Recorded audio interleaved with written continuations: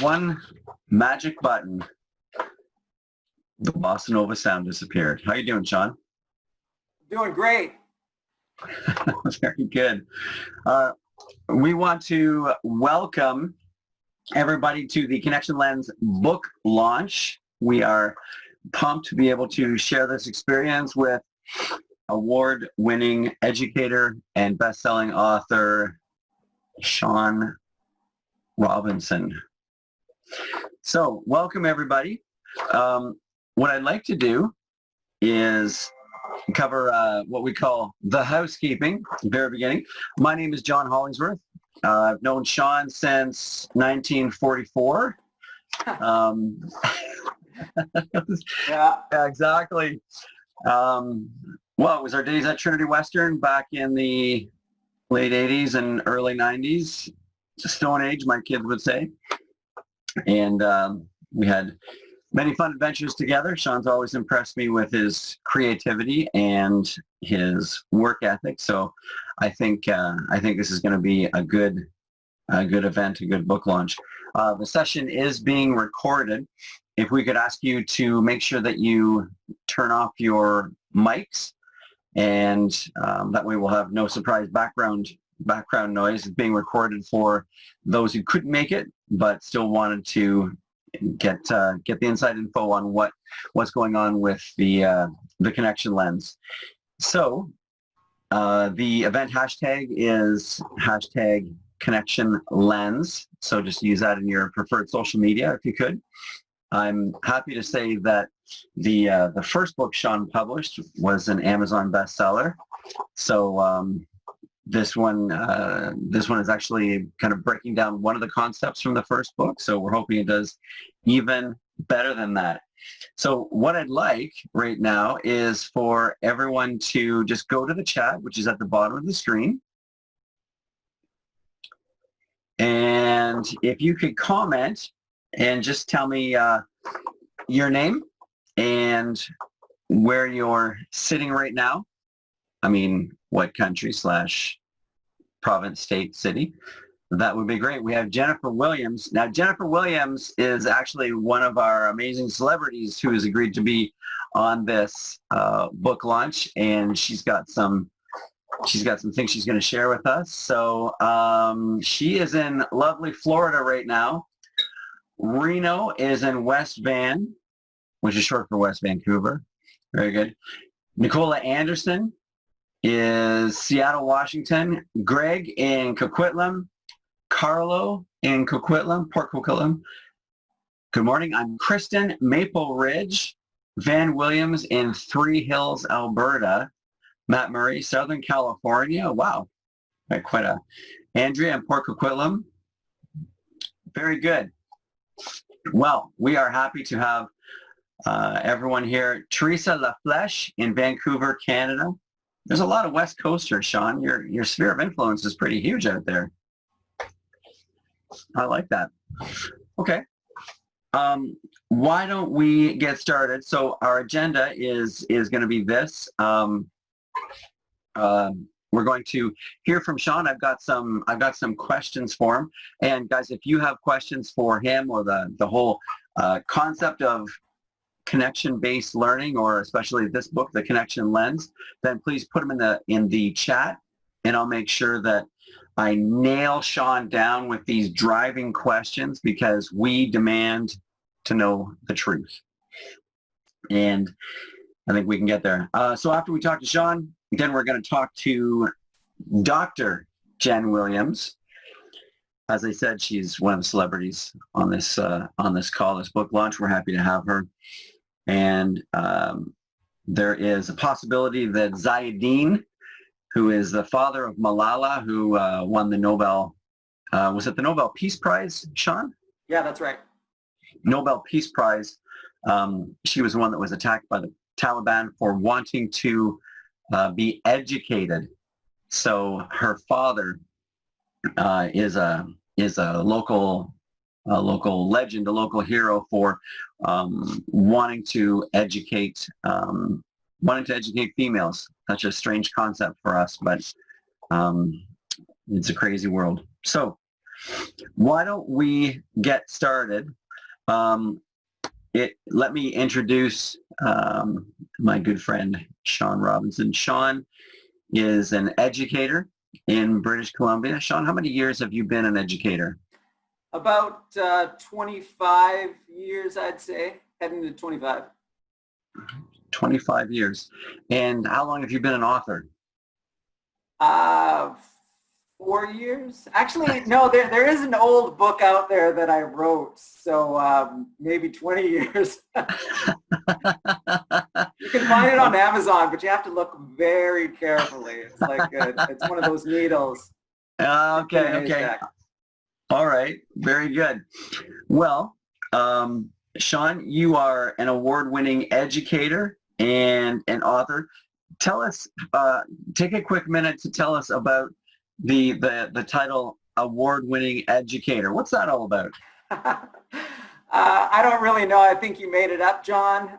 So I kind of send it back to you. But no, the award is, there's been a couple of awards. One is I was a top 50 finalist for something called the Global Teacher Prize. I mean, it is considered kind of a Nobel Prize in education. It's something put on by the Barkey Foundation. And what they try to do, and it's a wonderful thing, is that they collect and collaborate educators from across the globe to work together to better the educational landscape. And I was able to be part of one of those educators. And then also in 2018, for British Columbia, I was considered a Premier's Awards for Excellence in Education winner just in the province of British Columbia. Wow. Very good. That's quite impressive. Your dedication to not just education, but innovation as well, and how you can intertwine those two things, which I'm sure your students love. Have you been able to experience any aha moments with your students through connections-based learning? Yeah, well, and that's where the idea for connections-based learning came from, because as I was having my students work on meaningful projects and project-based learning, I realized that when students were able to make that connection, it took the project to another level. And they weren't just learning, but they were actually having an influence, whether it was raising money for orphans and widows in Uganda, or tweeting the mayor about having a new public pool or more hitting in hockey. These students were becoming activists, and it was just about making that connection. And that's where the idea of connections-based learning actually came from. It was, from my students just making these connections. And I'm thinking, we've got to get this out there. We need to have more and more educators see the power of making that connection. Sure. So what would you say is the difference? Let's say you have a student and 10 years later you catch up with this student and he's done one of the projects where you've applied the connections-based learning concept. What can we expect of this student, like for him having retained information, or would he have retained an experience, or how would that have changed him? Well, I'd like to think that the students have a sense that anything is possible when we make the right connection. And, hopefully the educators here can start to believe that, right? When we connect with the community, with experts, with organizations, with classrooms around the world, this elevates the things that we do. When we make those connections, we can take kind of the small part of what we've got going and just explode it out into the world. When we bring that into the classroom, then we create these little activists that are going around trying to make the world a better place. I mean, these connections build empathy in our students. They build a sense of collaboration, a sense of global collaboration. So this is why it's super important. This is why I'm working like crazy to get this information out to people. So would you say then that one of the purposes it serves is actually to, we've all been teenagers, you know, we think the world revolves around Some us. more than others, right? Yeah. And, you know, we're very self-aware, very self-introspective. We think we're kind of the center of the universe. What effect would you say connections-based learning has on that concept? Yeah, I mean, that's great. You know, with children, there is that internal focus there. You know, how do I look? How am I going to come across? And when I think about, we have somebody up on the screen, and I've got research that supports this in the book. This awakens our students to their place in the world and their responsibility for the world. There's a great study by Kretka and Carano, 2016, and that's exactly what they found. They studied the scholarly literature around video conferencing, and they found that students, when they are in a video conference, there is an awakening. They come to understand the world in a kind of more real sense, and then that's able to build empathy and compassion within the student. Now, how do you mean a video conference? Well, and this is what connections-based learning, it's not what it's all about, but it's a big part of it, because when, and we're doing this kind of all the time, you know, you think about the measures that we've taken regarding kind of the social distancing for COVID-19, we're on these video conferences constantly. It makes this idea of connections-based learning even more and more pertinent right now. But, yeah, you know, I mean, it was once when I had up on my screen, let's say, Saul Mwame, who's here with us from Tanzania, telling us about the global goals. We would have this conference, and the students would ask Saul, say, hey, you know, ask some questions about what he's learning, and come to kind of know a little bit about him and about his situation. And so that's what the video conference is all about. Interesting. So it's not just a Zoom class where you're teaching someone from your office. It's actually a conference globally spanned so that you have a different perspective. Yeah, it's really bringing the world into our classes, and it doesn't have to be remotely. I mean, it can be asynchronous, it can be synchronous. My classes have made connections with Tajikistan, and we had to make a video because the timing just wouldn't work out. But also it's bringing those experts in. Peter Struck was an electronics expert, and I brought him into my class. But it's not just a one-off. The idea of making that connection is that he's actually helping my students as they make their innovations. We build this working relationship, the strategic relationship, and that's what makes the difference. That's amazing. That's amazing. Okay, why don't you tell us a bit about the launch? Why are we here? Yeah, well, really, I'm hoping that the people here are thinking that we're part of a movement here. And, you know, as I look through just the people that are here, I am so thankful. I've worked with many of you. I see that Ziauddin is here right now, and Ziauddin has, he wrote the afterword for my book, so we're going to have to make sure we get him in there. Like I said, Saul Mwame, he's a student, high school student that we've connected with. Rola Tipshirani, we've got Reno from SD43. We've got Gonzalo from Argentina. Just want to say thank you to, and first, all these people that have joined us to be part of this idea of connections-based learning and the release of the connection lens.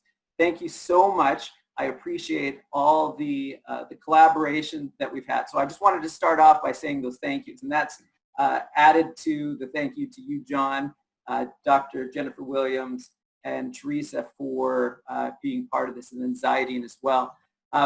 Now, folks, I need your help. And that's the next thing that I want to do, just to start things off. It would really help me out with this mission that I have to create a more connected world, to have educators connect our classes globally, to build that empathy. With this book, it would be so helpful. 3 things. 1, just pick up the book. It's a cup of coffee for the ebook, price of a cup of coffee. That would be, you know, a fantastic way to get started. Second thing is if you can do a review on Amazon, that would help put that book kind of a little bit more forward in people's view.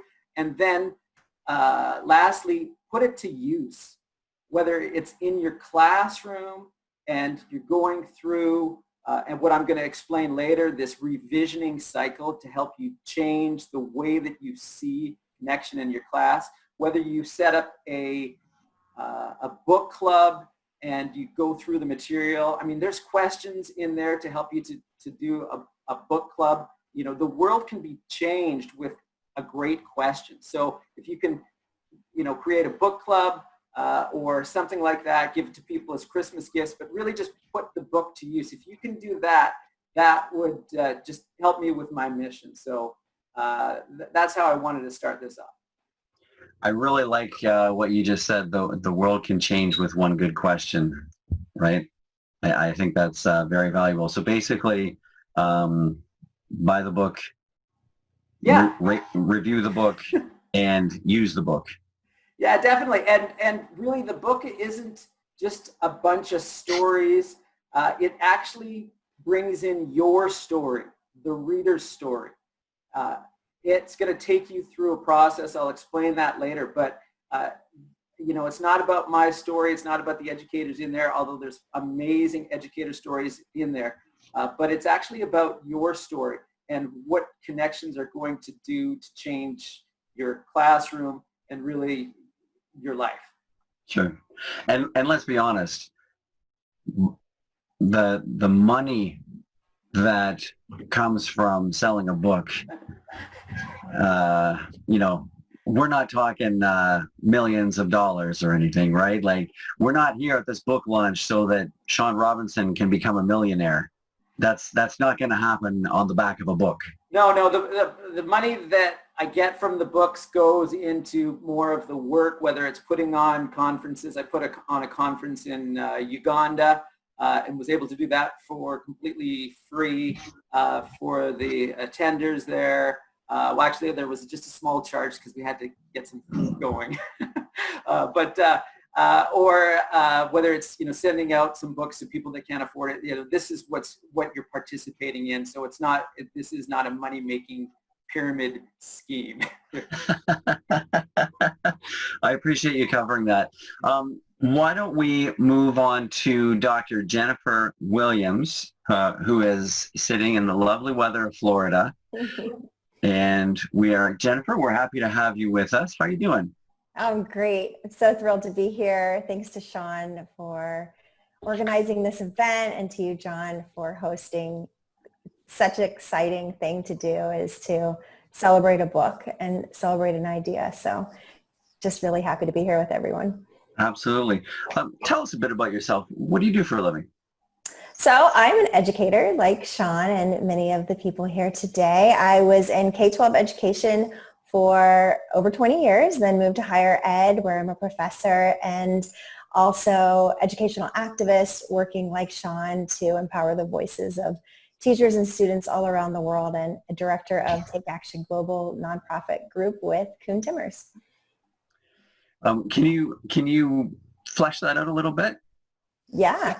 So with my nonprofit work, I am on a mission to ensure that every student has quality education and able to take action on their passions. So our work with Take Action Global, we are focused on primarily environmental justice, social inclusion, and shared humanity, and really interested in finding ways to do this with innovative teaching practices and new technology. So Sean hits on all of these in both of his books, so it's very much aligned to my work, my goals for education, and a vision of, I think, what we can accomplish together.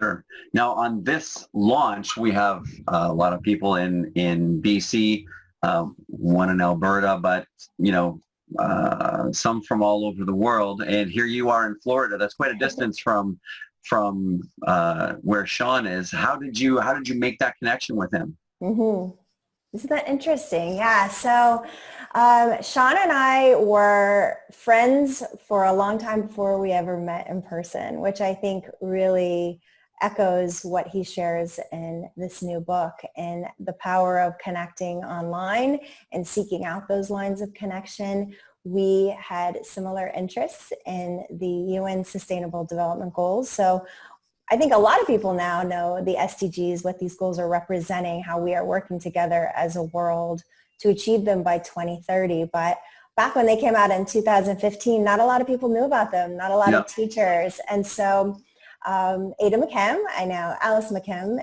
a friend of a lot of people here, she and I connected. We were at a conference in Philadelphia and said, these goals really for us are the roadmap, the entry point for teachers to get involved in this work around global citizenship.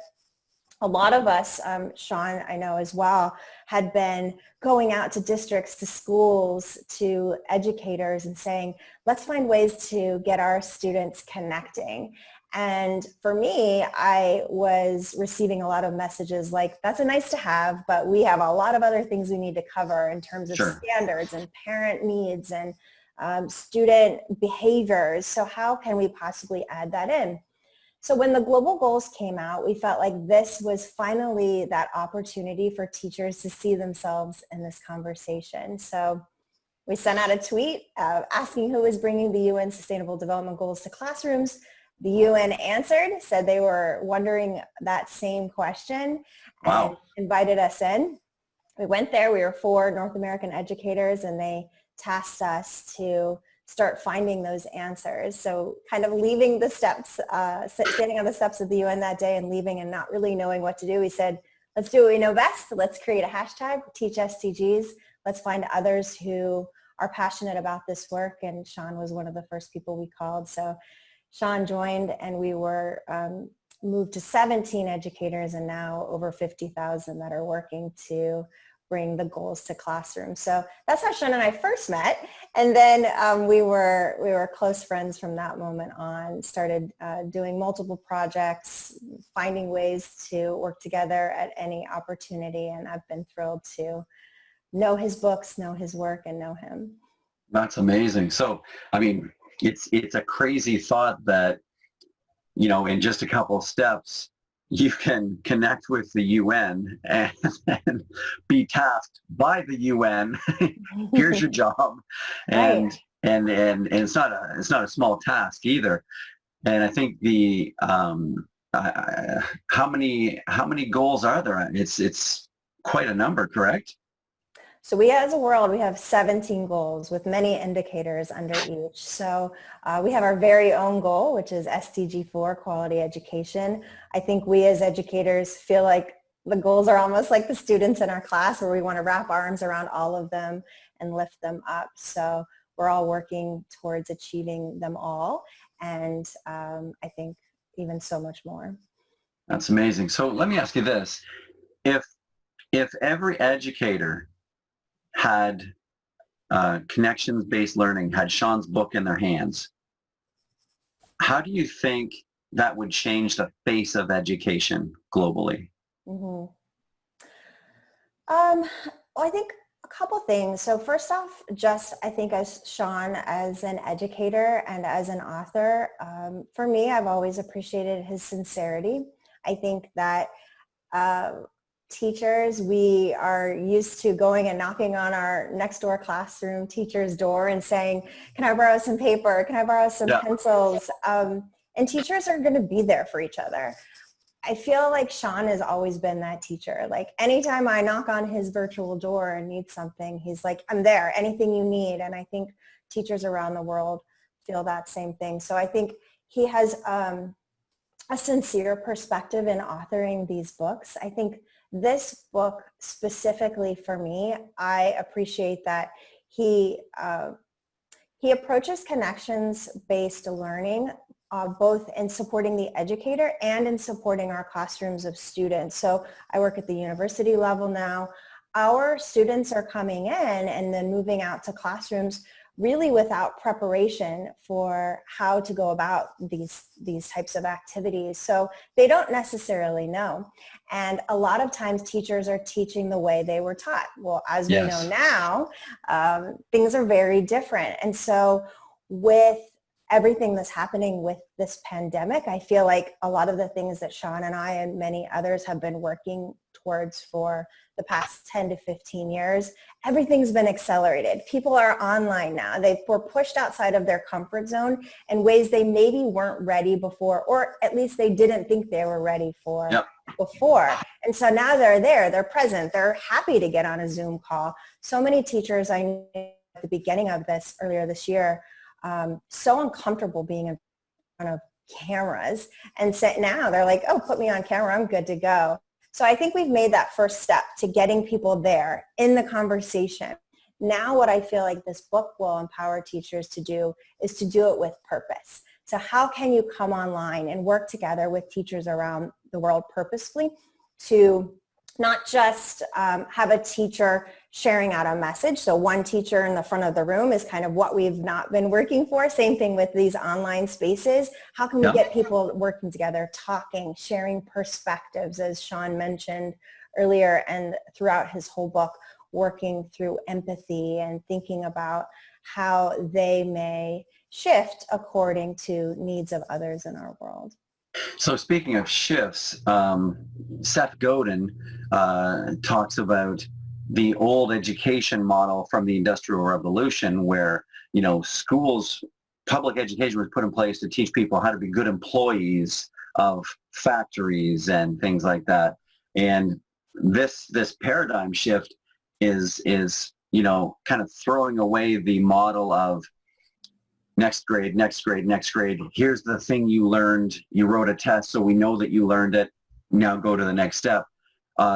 Towards something much more globally conscious and interactive, where instead of, and obviously, you know, your maths and sciences are important, but instead of being able to say, I learned A, B, and C, to be able to say, I saw a problem, I saw an issue, and I worked to make that right, whether it's an environmental issue, you know, a global justice issue or anything like that. Would you agree? Very much so. And I think it's going to take a process though. And I think teachers need guidance on how to do that. We shouldn't just expect that those skills exist, just like with our students. I feel like we need to explicitly target them. These contextualized skills, like as you mentioned, we can do math, we can do history, we can incorporate all of this into our work. And for me as an educator, it's really getting comfortable with getting out of the way, just kind of moving back, letting students take the lead, listening to them, slowing down, which kind of often feels counterintuitive when we're talking about innovation, which moves so fast. We're in this, like, it's rapid and it's noisy, and you're kind of feeling bombarded with a lot of these different advances. But if we slow down and really think about that human side of the work, I think we can make a lot of change. For me, we just finished up the Climate Action Project this past week, and so we had over 1 million students participating, and thousands and thousands of teachers all around the world working for 2 months for climate action. And remarkable things happened. My favorite moment for me, we had 6 interns, and these were 6 students from all around the world, and they just finished their high school program, weren't necessarily ready to go off to college with the current conditions of universities and the pandemic. So they entered a GAP program with Global Citizen Year, came to us as interns. And so instead of having them be just students that we might give some tasks to complete, we made them the leaders. So we had project managers, we had someone leading all of our social media, we had someone leading a team of 15 educators to translate our curriculum, and he was amazing. We had a lead storyteller. She was writing all of our blog posts, and they took it on. They never missed a beat. They never said, I don't think I'm prepared. They were like, yes, I'm in. And now, what about from your side, though? What about from your side? I mean, you've got students coming in that you don't know. You're going to make them leaders. You're going to make them bosses. Was there any hesitation? Any thought, this is crazy, this is crazy? Honestly, no, never. I felt like we were setting them up for success. And I guess for me, I just had trust. And I know if ever they needed us, we were going to be there to help catch them and help move them in the right direction. But kids these days are, they are really savvy. They are really ready, and they come with ideas. Like there were some times where we had a plan, and then some of our interns would come and say, well, I have this other idea. And I'm like, this might take a little bit of extra time, and this might move us in a different direction that we hadn't anticipated. But in every one of those instances, it ended up being better than we had planned for. So really, it was great. Yeah, it was great. That's amazing. One last question. So something that culture, that society now is struggling with is the whole, the move to extremism, the cancel culture, where we see something bad and then, we basically set it on fire as opposed to using reason and dialogue to make things right. How do you think the value, the premise of connections-based learning is going to counteract the extremism of cancel culture? Mm-hmm. So for me, I really believe we have to start with our youngest students. We have to find ways to have shared experiences and teachers too, but our youngest students are working with people who live and look differently from them. I think until we have that level of empathy and understanding, it's going to be hard. Even just like with reading, if we were to start teaching reading to 10-year-olds, where normally we're working with 4-year-olds, we're going to have a lot of work to catch up on. So if we start younger, we can make great gains. And I think this book and this method of teaching can guide teachers no matter where they're at, but I think it's going to take them all through that process. And I think we have to get to work on it. I feel like teaching through a connections lens has to be something we do, just like we're doing history, just like we're doing math, just like we're teaching English. It has to be infused throughout all of our work and our instructional practice. So I'm just excited for it to get out there and for teachers to absolutely hear all of Sean's ideas and all of these stories. Very good. So what are you working on now? Yeah, so we just finished up with the Climate Action Project on Thursday. It was a magnificent event, so we have to finish everything there. Then we're going to move on to the Goals Project. So we do an annual Global Goals Project around those SDGs, and so that will be in January. So teachers are encouraged to register for the project. Everything we do is free. Everyone is invited. I have Teach Boldly is my current book. I'm working on 2 new books. I have one around the SDGs specifically. So really excited for that. I'm sure I'll be calling on Sean for help there. And we have our 5th cohort for Teach SDGs ambassadors that just finished up the call to application. So we're reviewing those and we'll be announcing those for 2021 next month. So it's a lot. Everything's great now. I say it's the best time to be an educator. It's really exciting. How exciting that is, and how great to have you on this launch event. So, Dr. Jennifer Williams, thank you very much for your time. I hope you enjoy the Florida sunshine, and if you can send some directly straight up north to Ontario, that would be great. Wonderful. Thank you, John, and thank you to Sean for having me. All right, thanks a lot. I want to see if Ziauddin is still on our call. Ziauddin, are you with us?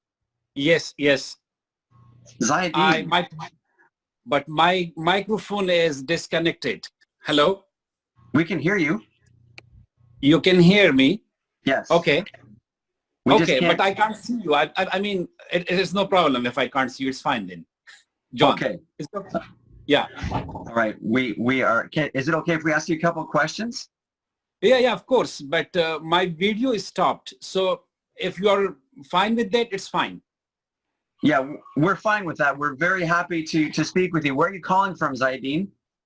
Right now I am in the UK, and here is a town, it's called Birmingham. So I'm here, yes. Okay, very good. And can you tell us a bit of your story? Yes, I will be very short. My name is Ziauddin Yousafzai, and the world also knows me as Malala Yousafzai's father.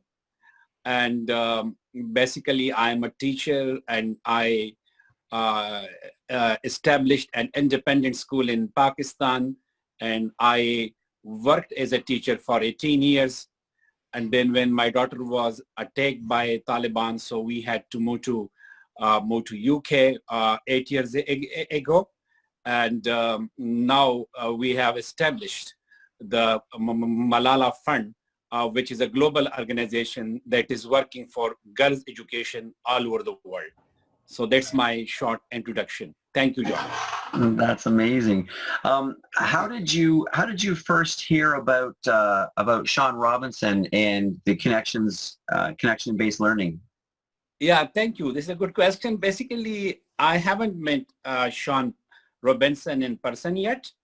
Our first virtual introduction happened when I spoke at the T4 conference on 30th May 2020. And that was convened by our common friend, Vikas Pota.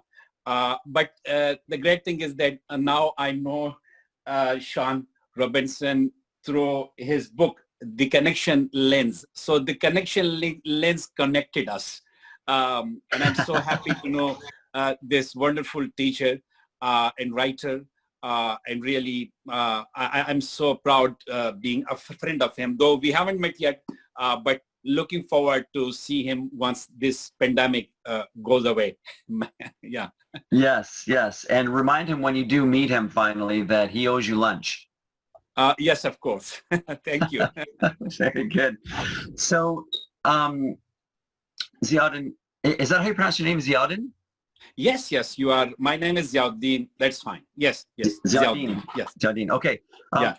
So how would you describe the difference between educational practices in Pakistan and, in the UK where you are right now? You see, Pakistan is a developing country. There are great things that are happening every day in education sector. Traditionally, Pakistani education is like a copy of education of the UK, because we had been the colony of the United Kingdom for many years. So Pakistan got independence in 1947, and after that, most of the system, like the UK old education system, is still practiced in Pakistan. That is an unfortunate as well in many ways, because some very important things is missing in the education, and the quality of education is not that which we want and we expect, and that should be. One thing that is missing is that majority of the students, they are being taught through rote memorization, and the students are usually limited to their classrooms and a piece of chalk in a whiteboard or blackboard and teacher. So exposure of the student is very limited. Also, there is the critical thinking or student assignments. They are not done in schools that much. There might be few schools who are very standard, but majority of the education system there, I should say that it's disappointing, unfortunately. That's why I think that Sean Robinson book, it's very important for the developing countries and for all countries basically, but for the countries who are working on their education, who want to make their quality much better. This connection lens is a fresh air for them. And actually, Sean's book is like the crux of his experiences. So his knowledge, the knowledge that he shares, that knowledge comes after his experience as a teacher. And that is so important. This is the beauty of this book, that he tells people what he has learned through his experience. And believe me, we started teaching it the same year in 1993. And what he has articulated in his book, that was what I was doing. But I didn't write the book, he wrote the book. So I'm really impressed with his book. And I believe that connection lens, like connectivity, education is basically connecting with other people, with other organizations, with other communities, with other nations, with other ethnicities. And this connection, if this is the base, so this is a new paradigm shift in education, that what happens basically, many of the problems that are we facing today, whether it is in education or about climate or about extremism, things are going in isolation, and that makes problem. Like I will give you an example. People ask me, for example, we hear a lot of horrible and shocking stories about extremism and terrorism, and sometimes when something happens, so Islam is blamed, or Muslims all over the world, like 1.5 billion Muslims are termed responsible for that one nasty thing. Yes. And I tell people that if you want to know a Muslim, so don't know Muslims through media, through a particular news, a propaganda news. Just knock next door neighbor who is a Muslim and meet with him or her, and you will know what a Muslim means and what Islam means. So connectivity is very important. If students, for example, if students in Pakistan, they are being taught in a particular, with a particular ideology, and they have no connectivity with the rest of the world, then they are not educated, they are indoctrinated.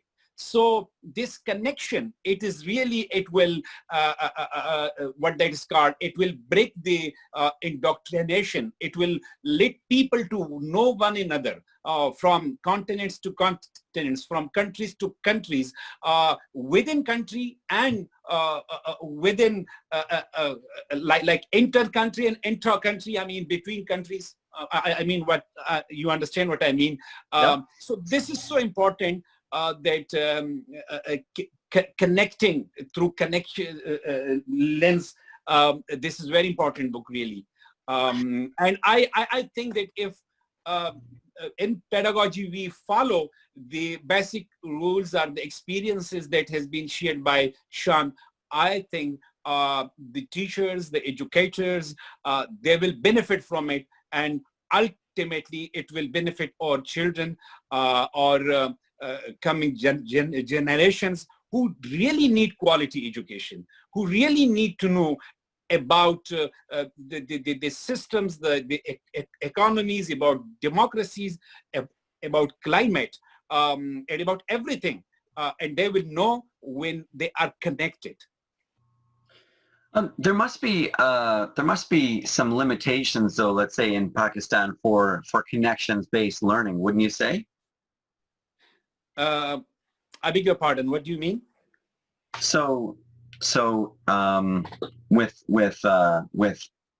restriction on resources, you know. Yeah, of course, there are a lot of issues. I mean, education, if you are asking particularly about Pakistan, so after Nigeria, Pakistan is the second country where the largest number of children are out of school.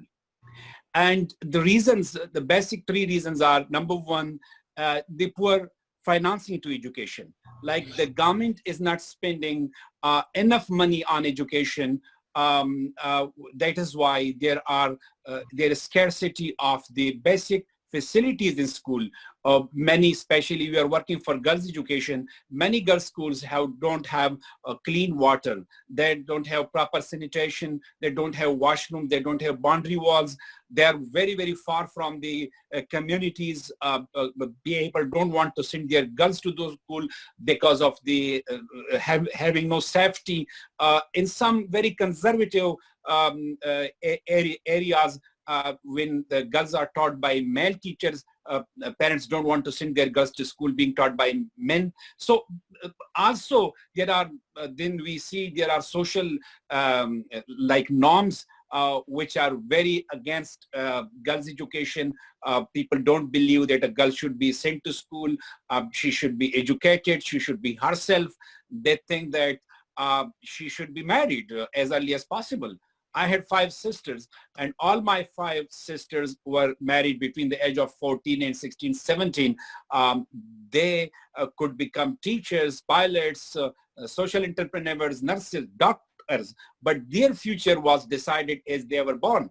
While I was pursuing education in a school, I was pursuing my dreams in a school, they stayed home. So social norms is also a big issue. And then the third thing that's very important, that is the quality of education. Girls and boys go to school, but they don't learn anything at all. That's also a big problem. So all these things, I mean, we have to work on it, and I think things are changing. But when we talk about quality, I think there the connection lens has a great relevance there. Yeah. Excellent. Well, thank you for your answers and your insights, Ziauddin. We really appreciate the fact that you're here on this call, and we appreciate your insights into the value of connections-based learning as well. You're welcome. All right. Do we have Tracy still in the room? Yeah, I'm still here. There we go. There's Tracy. How are you doing, Tracy? I'm well. I'm well. Now, is it Tracy or Theresa? For everybody but close family, including Sean, it's Theresa. But yeah, there's a very small group that calls me Tracy. Wow. Well, I feel like I'm on the inside circle now. That's welcome to the great. circle. That's great. So, Tracy, can you describe your relationship with this connections-based learning? Absolutely, yeah.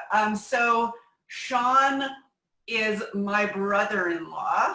Our spouses are siblings, and so we've had many conversations over family dinners and family hikes about things that we both feel passionately about. Lots of long and interesting conversations. I'm a homeschooling parent, so I have lots of opinions about schooling and education.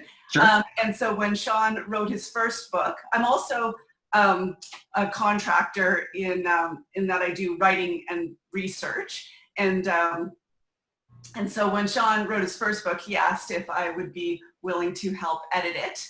And I was, of course, and it was a fun and interesting project, and also challenging and frustrating at times, but yeah, great learning experience for sure. And so when he started working on his follow-up book, he asked if I would be willing to throw in my input once more, and I, of course, I was happy to participate as much as I was able to. So yeah. Sure. Okay, so Tracy, let me ask you this: as a homeschooling educator, what do you see as the values of the concept of connections-based learning? Yeah, so I mean, for us, learning has never been a siloed activity. So learning was always sort of woven into our daily life as we navigated the world around us. So in that sense, the philosophy that Sean is espousing here is very familiar. Everything that we pursued has been connected to the outer world. But what I think is particularly special about Sean's approach, and what's exciting and tremendously helpful, is that he's laid it all out in a very clear and structured way. He's provided a roadmap that anyone can use for any age level and subject matter. Because when connections-based learning is done well, it can really give the illusion that it flows from serendipity or good fortune or charisma, when in fact that magic actually stems from good architecture. And so what Sean's giving people is the blueprints right?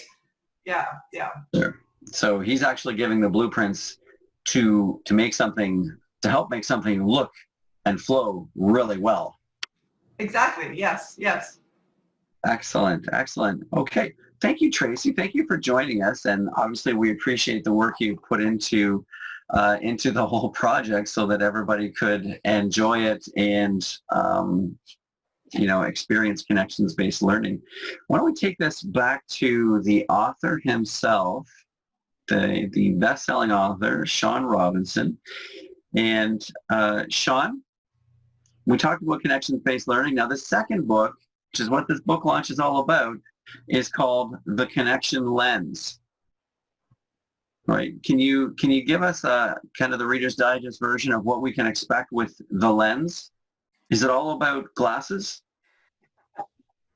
Yeah, I've got my old person glasses on here, so I'm well suited for the connection lens. No, when I put together connections-based learning and worked on that approach, I was trying to figure out a way to communicate to educators, how can this be done? And as teachers, we use a lot of different ways to educate, whether it's an app or a strategy or a project or a worksheet or a PowerPoint or a test. We use a lot of different methods. The method that I focused on was actually vision transformation.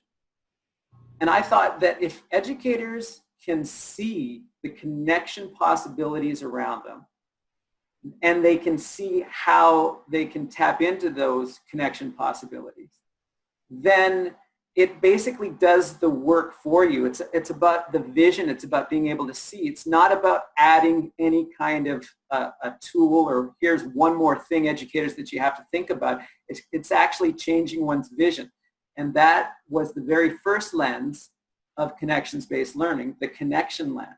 Now, there's two other lenses, and have to flesh those out a little bit more, but they're all in the first book, Connections-Based Learning. So really, the connection lens is a drilled-down version of that very first lens that I talk about in connections-based learning. The second lens is the collaboration lens, which really goes into how to make that connection rich and how to collaborate in a global collaboration with other educators. And I have a process that you can find in connections-based learning that I need to drill down into. And then the last lens is the cultivation lens. And it's about cultivating for positive change. And it's really the why. So the connection lens is the who, the collaboration lens is the how, and then the cultivation lens, when I get there, that's the why. I know it seems backwards, but really with connections-based learning, we start with the who. The who is the key aspect. It changes it from everything, from inquiry, project-based learning, global education. It's the who that we focus on. I think that's so interesting, and I really like what Tracy said, that they've never considered learning as a siloed activity, and I think connections-based learning, from your description, really expands that and is a platform for that to happen, right? Right. Yeah, definitely. When we think about making those powerful connections, it could be that you're at a dinner party, how I was able to connect my students with a wonderful stem cell researcher, Karis Walco. I was at a dinner party, and my wife's friend mentioned something about, oh yes, my sister-in-law is doing some great things with stem cells. Can I ask a few more questions? And really it ends up with, would you be interested in connecting with my students? And she was. And we had several powerful Skype chats with her, allowing my students to get the most recent information on stem cells, and they get to understand the kind of the humanity behind that. What's it like to work with embryonic stem cells? What are these pluripotent stem cells that are different? Is there any feelings of guilt? Oh, you mean the pluripotent stem cells take you away from the controversy of the embryonic stem cells? Imagine having that rich kind of conversation with your Science 9 students. Sure. That's an amazing opportunity for them to get information basically right from the horse's mouth, as opposed to filtered through social media or commentators or anyone with a bias. Right. And it helps when the educator has that connection lens and sees connections in different places and kind of is not siloed in the way that they're teaching their students, it helps the students to come to understand that as well, because a lot of times students are finding themselves in a bit of a pickle. How are we supposed to create these solar-powered lanterns that we're sending to the Dominican Republic? Oh, well, we need to connect. We really need to connect now, because now, we have to have some more eyes on this. We need to get some more information. We need to get some more resources. So it once again takes away that silo. Oh, my uncle, wait a second, he is an electrical engineer. Maybe I should ask him. Okay. Now speaking of which, that's interesting. So you've got the project. We need to accomplish this. I'm going to call my uncle. But you also at a dinner party met someone in stem cell research. Did you just coincidentally happen to be teaching stem cell research in class, and that was a fortuitous? That was very fortuitous. Yes, but I had my eyes open. If I can bring it back to that connection lens, I had my eyes open. All throughout our lives, we have wonderful opportunities to make powerful, meaningful connections with the people around us. And if I can communicate that to educators, just to open one's eyes to say, oh, wow, I didn't even see this before, but what a wonderful possibility this is, then I think educators are going to find more and more that those fortuitous experiences happen, those serendipitous, providential experiences just, kind of fall into their lap. Wow, that's because I have this lens that's looking for powerful connections. So just as a final point, why is this concept tied to the book? Why is it so important for educators?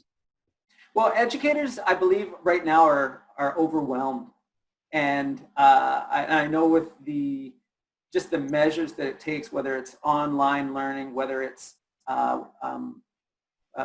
having to do cleaning routines, whether it's hybrid learning, e-learning, it's just or even being away from their students. It's a difficult time, and I don't want to add, here's another stressor. Oh, here's Robinson's idea, and how am I going to incorporate that into my teaching?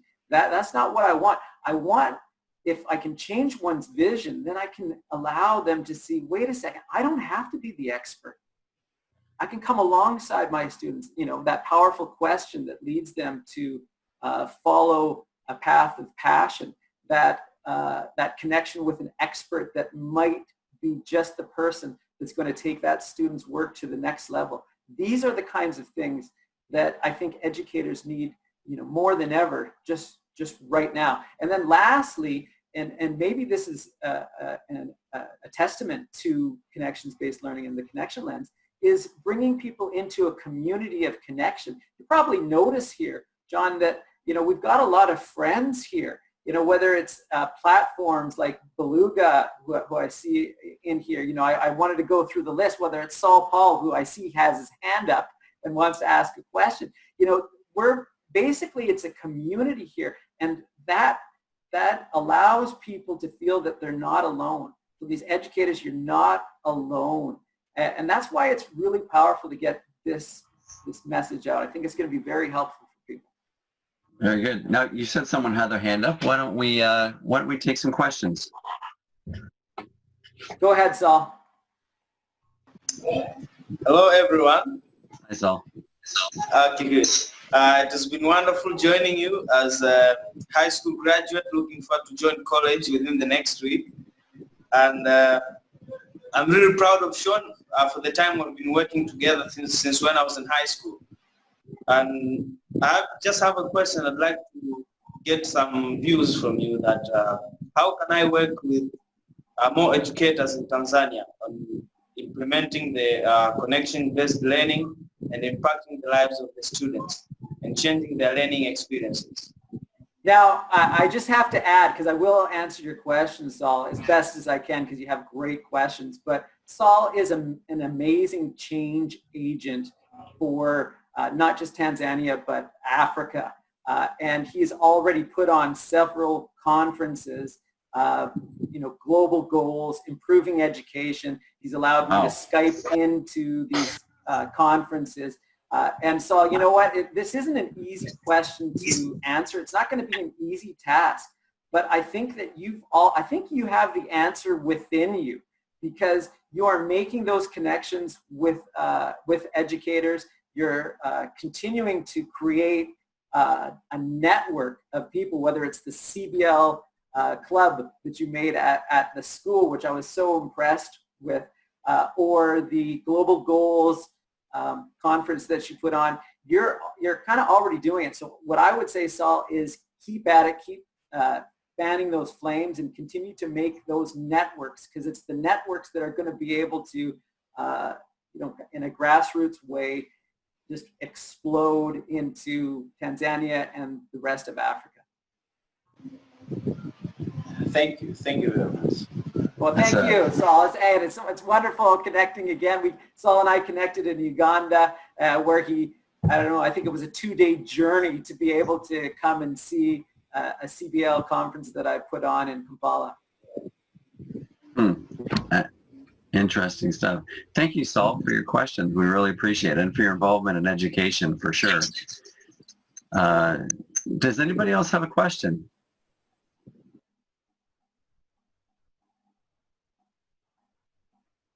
We have the author with us right now, and he's probably not going to want to talk to us anytime after this. So, come on, John. I'm open for business. No, there's going to be lots of conversation. In fact, if I can just jump on that point, John and I have been talking about where to go to next, and John was recommending a pre-book launch. Kind of a book club, or wait, maybe that's not right, but a pre-book club. So book launch, sure. Pre-book club. And so about a month from now, those people who are the newsletter subscribers that get the CBL e-magazine, I believe probably December 5th, I'm going to do something similar to this, but it's going to be, bring some more people, and it's going to allow you, I'm hoping that you've maybe, got the book and been able to read it, and really start some people off creating their own book club. So if I can be maybe that first event that helps you to, start that book launch, maybe we'll go through the first chapter, we'll look at, the first bunch of questions there, and really help educators, kind of spread this through educators, but help you to get that message out. That's very generous. That's great. Now, a couple questions. First of all, if someone wants to join your book club, how would they do that? Yeah, just going to the website. It is connectionsbasedlearning.com, and then being part of the newsletter. That's where I'll give out more information. So, and I think pretty much most of the people here, because I did ask, do you want to be part of the newsletter? Most people here are part of that newsletter. I'll send out more information about this pre-book club event. Okay, and can you put the link in the chat just so that people have it? And while you're doing that, we do have a question from Kristen. Kristen, can you unmute yourself?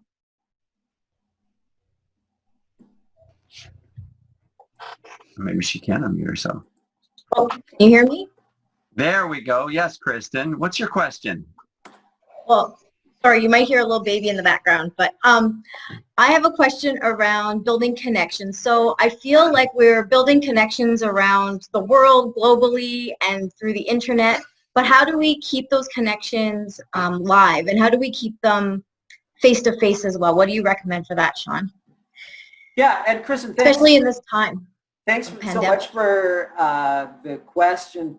The 4 kinds of connections that I talk about in the connection lens are connecting with the community, with experts, organizations, and classrooms around the world.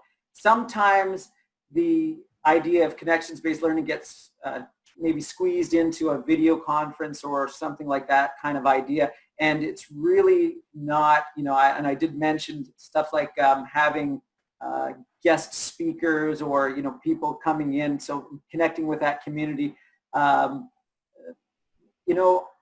Making those connections last, I think maybe is the question that you have, though. So first of all, like, it's not just about, a global connection, but it be a connection right at home. And the second thing is, and I talk about this in the connection lens with the process, is that we're not just connecting on a kind of one-time level, but it's actually through a process. So we're bringing these people into a process of collaboration. And that means that, you might get that email from the student saying, hey, I'd like to ask another question. In my school, we use digital portfolios. You might get a student saying, hey, would you mind commenting on my digital portfolio? I've done some work.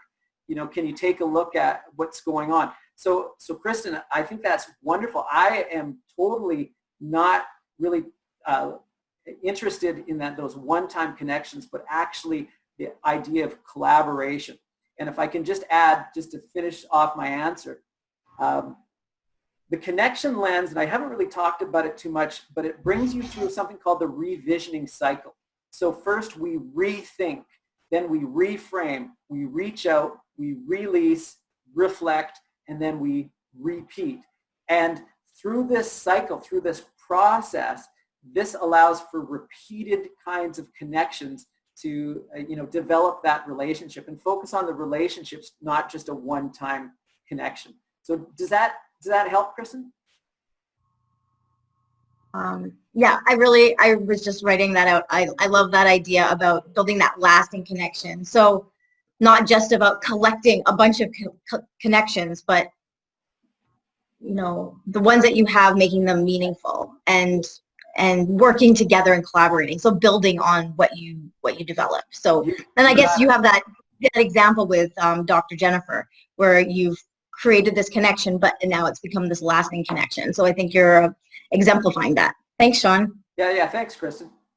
I think it has a lot to do with cultivating, right? Cultivating. You plant the seed, and then you're gonna cultivate that relationship, that connection. Andrea Weeb has a question. Andrea, what is your question?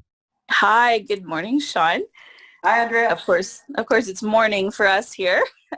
I'm just thinking about the personal level, practically speaking. I know that you are a busy educator, and I know exactly what that looks like, especially in the past 6 months with the pandemic.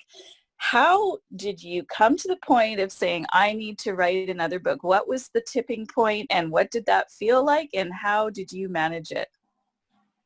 Thanks, Andrea. Yeah, that's a great question. How did I manage it? If you ask my wife, Chantal, there's a lot of early mornings before school, like a lot, like, too many. But I really feel like the idea of the lenses needed to be drilled down, and the connections-based learning book just wasn't going to do it. It's kind of like a survey course. It has everything in it, but I touch on things kind of lightly and then move on. The connection lens drills down. It's got research, it's got resources, and it really gets you to a place where you can say, yes, I can connect. And then as you go through the revisioning cycle, you get back to the top and you say, I'm doing it again. And within teaching, we have these cycles: new days, new weeks, new classes, new years. And we can take advantage of those cycles as we develop our own connection lens, a new set of students, a new excitement about connection, and, a new sense of who are we going to connect with. It takes us from that idea of, oh, here we go again with the same old content and the same old curriculum and really the same old concepts that we're teaching, to something where we're excited about, what is this going to look like? If there is a freeing that definitely happens when one takes on that connection lens. Does that answer your question, Andrea? Yes, it does. I really love the thread of excitement that I'm hearing. It continues through everything that you're doing, and it's probably something that you couldn't have written this book without. No, and you know, the excitement, and I just want to add, and I know that we're about 10 minutes over, so I appreciate those who've been able to stick it out. But really, when we're thinking about our marking, okay, as educators, marking is a big part of what we do. And in the connection lens, I give you two visions of marking. One that looks like, here we go again, we've got that same old project that the student did about, let's say, you know, different methods of power production, and I give them that same old comment back with, you know, evaluating what they've done. To the student has, in response to the connection, the student has created something new. They're excited about sharing it. There's no possibility for plagiarism. This is something that they've done themselves. They're excited about sharing their own ideas. You're proud of them. They've made a difference, actually, maybe in the world. Maybe it had something to do with climate change, and they've done some campaigning for climate change, and maybe it's been as big as projects as the, you know, the lanterns we sent to the Dominican Republic or Uganda for the solar-powered computers, or, you know, which is well beyond me, but with connections we can do that. Maybe it's something like that, and then you get to mark that. And really, the marking is more like a response. Hey, I'm proud of you. Look what you've done. This has been amazing. You know, thanks so much for being my student. And then you can give it back to them and say, well, you know, what do you think you should get? And, you know, with all the feedback that you've gotten from your learning partners, you know, from your teacher, from your fellow classmates, what do you think you should get? And then maybe, you know, tweak it if the kid says, you know, I didn't do very well. And you're like, what are you talking about? You're amazing. And then you just kind of bump up that grade. So, you know, I wanted to bring it into the practicality of, you know, what we do on a daily basis. So that there is that excitement, that joy in marking these kinds of things. Very good. All right, our next question is from Professor Gonzalo Diaz. Gonzalo! Well, hi, everyone. Well, I hope I can express myself. Well, first of all, it's like a comment. We truly wanted to have Sean this year here in Argentina for a Congress that we have organized. Sadly, well, we couldn't. We couldn't bring him over. I hope that we can get him next year if things go well. But well, anyhow, what I wanted to share is that once I got my Kindle version of his book, I started to read, and I just got identified with the first few pages talking about grading and that burden. Grading is for all of us teachers, and I wanted to share that. Well, it changed my mind. It blew my mind. It changed my vision. Actually, it helped me a lot. It helped me tons because it helped me connect with other teachers. Helped me connect my students with other teachers. For instance, I teach English as a foreign language, and my students got to connect with students of Spanish as a foreign language in the United States. So they felt really empowered, and they felt like experts. I share that with Sean. So, well, I wanted to, it's not a question, but I hope that you get the recognition. I hope that you get, I don't know, great comments, and I hope that you get all the things that you have helped teachers to achieve, because you helped us a lot. That's all I wanted to say. And that's why I'm here, and that's why I'm really excited about this second book. Well, thank you, Gonzalo, and thanks so much. Gonzalo is a collaborator.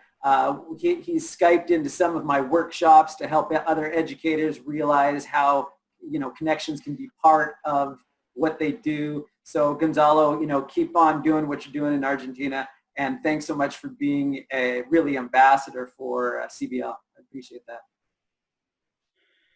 All right, and that is all the time we have. We've actually we've got a couple minutes over. We appreciate everyone's patience, and obviously there's a lot of excitement around this concept. Now, Sean, you want to share a link on Amazon? Yeah. So really, the book is so easy to find. I've gotten it down to a little bit.ly. So, and I'll put that in the comments. So http://bit.ly, so a shortened link. URL. And it's capital, shortened URL, CBL book 2. And so I've put it right there in the chat. You can just head there, pick up the book. Of course, the first book is CBL book no one. Just a book. Because at that time, who knows? Is there going to be a book 2?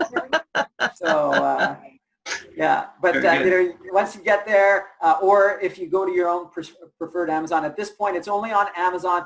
I do have something on my website to be able to get multiple copies. So if you do go to connectionsbasedlearning.com, which I've also put in the chat, if you head to the resources tab, you're going to find a way to get like 20 copies, 10 copies, that kind of thing. And that's a different method, but you can find that there. Very good. So buying multiple copies will be some sort of great deal for if you're buying them for. Well, I mean, that's a smoking deal.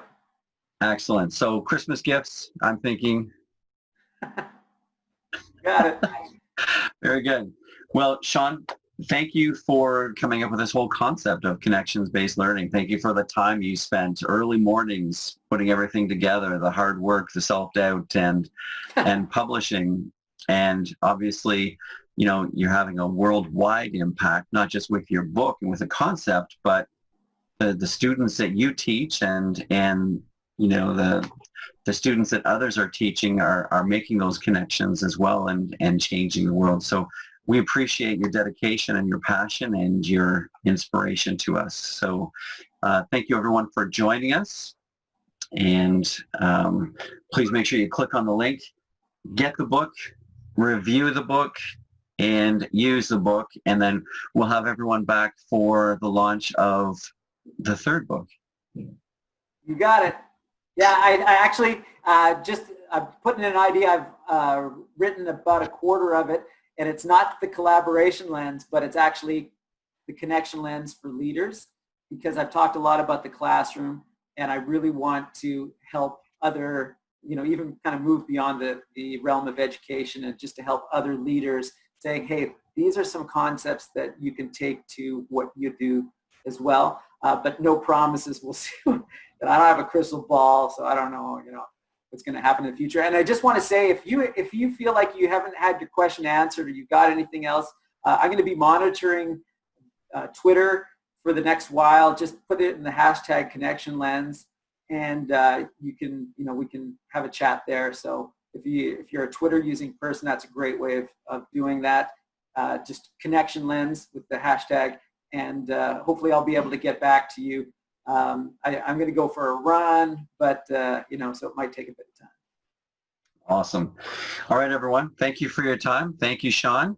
And please buy the book, review the book, use the book, and we will see you later. Yeah, thanks everyone. Take care.